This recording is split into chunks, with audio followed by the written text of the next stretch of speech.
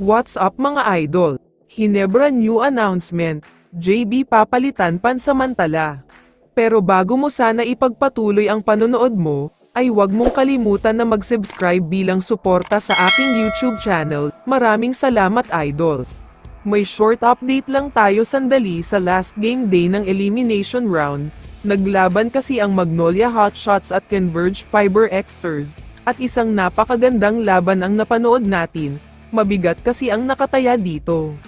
Ito lang siguro yung laban na walang gustong manalo, dahil ang mananalo ay makakalaban ang mighty San Miguel Beermen, ang matatalo naman ay makakalaban ang number 1 na Rain or Shine Elasto Painters. Isang comeback performance nga ang ginawa ng Converge kontra sa Magnolia, kaya sila na ang official na makakaharap ng SMB sa best of 5 quarterfinals, at ang Magnolia naman ay makakaharap ang number 1 sa Group B na Ross. Samantala, lumipat na tayo sa official matchup ng quarterfinals. Maglalaban na kasi sa isang best of 5 series ang mortal na magkaribal na Barangay Ginebra at Meralco Bolts. Marami ng history ng laban ang dalawang team na ito. Pero maliban sa tagpuan ng dalawang team na yan, ang pinaka-inaabangan talaga ng lahat ng mga fans, ay ang paghaharap ng dalawang magkaribal na super import. Ito nga ang part 4 ni na Justin Brownlee at Allen Durham. Pero mukhang hindi matutuloy yan sa ngayon, dahil may mga source na nagsasabing baka hindi daw makakapaglaro si JB sa quarterfinals, dahil lumala daw ang injury na natamo niya sa naging laban nila kontra sa NLEX.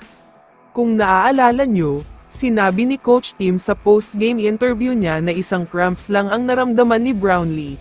Pero ayon sa mga kumakalat na post sa social media ay kailangan daw magpahinga ni JB ng 2 to 3 weeks.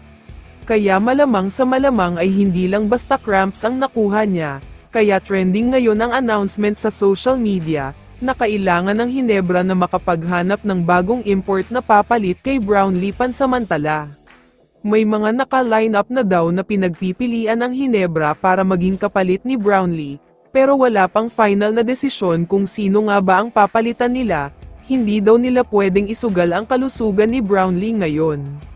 Kung hindi ako nagkakamali ay 36 years old na siya, medyo matanda na kaya hindi na pwedeng masyadong pinipilit, kaya good decision talaga na wag muna siyang maglaro para makapagpahinga at makapag-ready kung aabot man sila sa semis.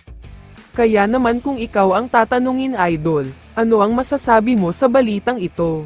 I-comment mo naman ang sagot mo sa tanong na ito. So dito na nagtatapos ang video na ito. Maraming salamat sa pagsuporta at panonood mga idol. Ingat at bye-bye.